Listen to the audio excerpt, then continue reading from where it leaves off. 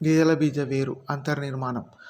వేరు గుర్తింపు లక్షణాలు: ఏకకణ నిర్మిత మూలకేశాలు ఉండడం, కేంద్రీకృత నాళికా పుంజాలు ఉండుట, బాహ్య ప్రథమ ధారక స్థితిని కలిగి ఉండడం. ద్విదళ బీజ వేరు గుర్తింపు లక్షణాలు: తక్కువ సంఖ్యలో దారు పుంజాలు ఉండడం, టెట్రార్క్ చిన్న దవ్వ ఉండడం. పై లక్షణాలను బట్టి ఇచ్చిన సెక్షన్ కటింగ్ మెటీరియల్ను ద్విదళ బీజ వేరుగా గుర్తించితిని.